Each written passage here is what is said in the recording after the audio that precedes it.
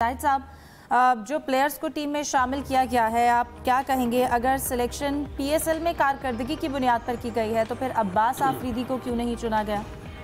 देखें, एक तो पीसीबी का शुक्रिया कि हमेशा मीडिया की हैसियत से हमें अलर्ट रखता है, क्योंकि हमें ये नहीं पता होता टीम कब अनाउंस होनी है। सुबह 8-8 बजे उन्होंने टीम अनाउंस कर दी। हमें काफ़ी टाइम दिया, सारा दिन इस पर गुफ्तगू करने का, पैकेज बनाने का, अपनी खबरें बनाने का, टिकट वगैरह का चलाने का। नाश्ता अच्छा हो जाता है, अच्छे टाइम का इंतखाब करती है। लेकिन अब्बास आफरीदी का ये मुझे भी समझ नहीं आई, क्योंकि अगर पीएसएल की बुनियाद पर टीम मुंतखब की गई है फिर अब्बास आफरीदी को आप बाहर नहीं बिठा सकते। उनकी इस वक्त तक 17 विकेटें हैं, बहुत अच्छी बॉलिंग की उन्होंने यहाँ पे।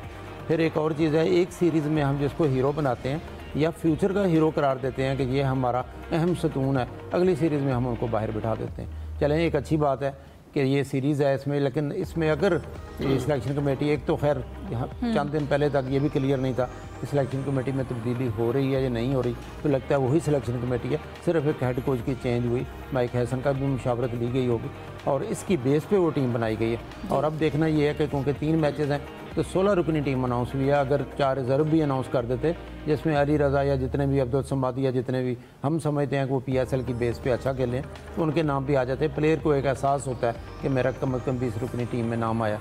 तो ये तो बज़ाहिर जो है, क्योंकि प्लेयर हमारे इन फॉर्म में अच्छा खेल रहे हैं जिनका इंतखाब किया गया हुआ। थोड़े से 2-3 प्लेयर्स थे जो हमारे आइडियाज़ में, या कहना चाहिए कि जब हम बनाते थे कि ये प्लेयर अनाउंस होंगे, उसमें नहीं थे। बाकी सेम टीम है, हर एक को पता था खुशदिल अच्छा खेल रहा है, हर एक को पता था साइम अयूब, साहब फरहान, फ़खर जमान जो है वो अच्छा खेल रहे हैं। तो सिर्फ 1 या 2 प्लेयर्स ऐसे हैं जिनको टीम में शामिल किया गया। बेहतर होता हम 1-2 बिल्कुल नए खिलाड़ियों को भी इसी टीम में शामिल कर लेते। सही। यूसुफ, आपकी जानिब आना चाहूँगी।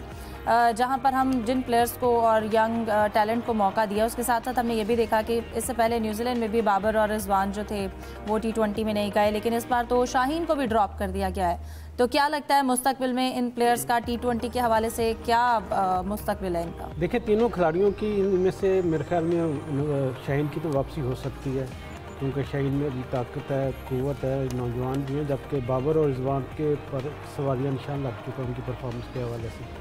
और जहाँ तक आपने सिलेक्शन कमेटी की बात की, तो आमतौर पर जो पीसीबी की प्रेस रिलीज़ होती है वो काफ़ी तवील होती है, जिसमें पूरी सिलेक्शन के हवाले से बातचीत की जाती है, किस खिलाड़ी को क्यों लिया है और किसको क्यों ड्रॉप किया गया है। लेकिन आज की जो प्रेस रिलीज़ थी उसमें हैरानकुन तौर पर सिर्फ एक छोटे से 2-3 जुमले थे, किसी ना वकार आकबर जावेद के हवाले से कोई कोट्स थे, ना किसी और सेलेक्टर के हवाले से कोई बात की गई थी। तो उसके साथ साथ जहाँ पर जिससे बहुत सी तब्दीलियाँ दिखी हैं हमने, ये ऐसा होना नहीं चाहिए था। इतने थोक के हिसाब से तब्दीलियों से कभी भी आपके जो मसाइल वो हल नहीं होते। इससे ये कि फिर एक गैर यकीनी की सूरत हाल खिलाड़ियों पर वो तलवार लटकती रहती है। और दूसरा, अब मुझे लगता है कि माइक हैसन क्योंकि आगे इस्लामाबाद यूनाइटेड के हेड कोच बन गए हैं वो पाकिस्तान के, तो मुझे लगता है कि अब जो कप्तान की तब्दीली भी होने वाली है, सलमान आगा की जगह अब देख सकेंगे फ्यूचर में कि शादाब खान को दोबारा पाकिस्तान की T20 टीम का कप्तान भी मुकर्रर किए जाने का इम्कान होगा।